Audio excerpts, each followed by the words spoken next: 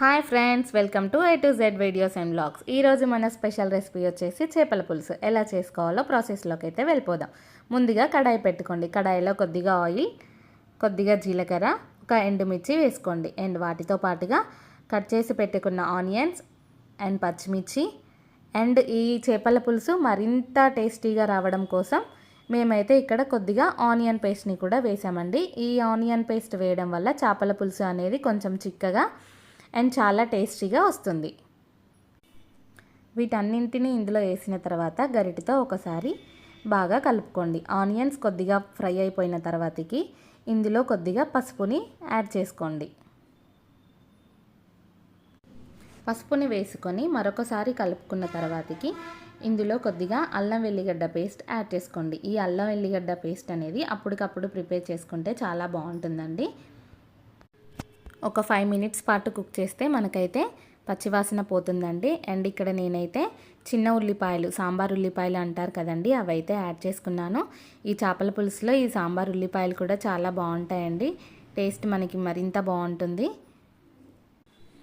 ఇవి కూడా కొంచెం మగ్గిన తర్వాతకి మనమైతే ఇందులోకి చింతపులుసును అయితే యాడ్ చేసుకుంటున్నామండి. మీరు పులుపు ఎక్కువగా తింటే చింతపులుసు కొంచెం ఎక్కువగా యాడ్ చేసుకోండి. లేదు అని అంటే అందులో కొంచెం వాటర్ యాడ్ చేసుకోండి. 5 మినిట్స్ మూత పెట్టేసేయండి. అండ్ ఇక్కడ ఈ చేప పేరు అయితే కండే మీన్ అండి. ఇది ఇక్కడ మేము ఉంటున్న ప్లేస్లో అయితే చాలా ఎక్కువగా దొరుకుతుంది. మేము 5 మినిట్స్ తర్వాత మూత తీసి చూస్తే పులుసు అయితే ఇలా కెర్లుతుందండి. ఇందులోనే నేను 2 టేబుల్ స్పూన్స్ కారం అండ్ 2 టేబుల్ స్పూన్స్ ఉప్పు అయితే వేసుకున్నాను. అండ్ కొద్దిగా ధనియాల పొడిని కూడా యాడ్ చేసుకోండి. వీటన్నింటినీ ఒకసారి కలుపుకోండి. ఇక్కడ నేను కొంచెం జీలకర్ర మెంతిపిండిని యాడ్ చేశానండి. చేపల పులుసులో మెయిన్ ఇంగ్రీడియంట్ వచ్చేసి జీలకర్ర మెంతిపొడి అండి.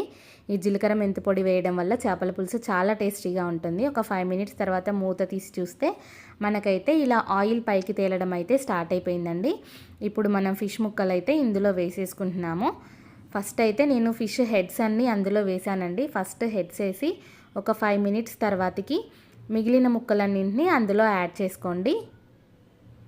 ఒకసారి బాగా కలుపుకొని మూత పెట్టేసుకోండి. చూడండి, చేపల పులుసుని ఎప్పుడూ కూడా గరిటె పెట్టి కలపకూడదండి. అలా చేస్తే ముక్కలు అనేవి విరిగిపోతాయి. గిన్నెని ఇలా షేక్ చేయండి, అంతే మనకి బాగా కలిసిపోతుంది. అండ్ 5 మినిట్స్ తర్వాతకి మనకి పులుసు అయితే ఇలా కెళ్ళడం స్టార్ట్ అవుతుందండి. అండ్ ఇక్కడ ఫిష్ కర్రీ ఆల్మోస్ట్ అయిపోయింది అనుకున్న టైంలో జనని యాడ్ చేయండి. ఈ జన ఒక 2 మినిట్స్లో ఉడికిపోతుంది.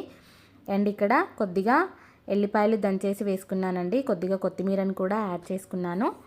అంతే అండి, మనకైతే వేడివేడి చేపల పులుసు అయితే రెడీ అయిపోయింది. ఒక 10 మినిట్స్ తర్వాతకి మనం ప్లేట్లో పెట్టేసుకొని తినేసేయడమే. మీలో చేపల పులుసు అంటే ఎంతమందికి ఇష్టమో కమెంట్ చేయండి. Thank you for watching. Video నచ్చినట్టయితే లైక్ చేయండి, సబ్స్క్రైబ్ చేయండి.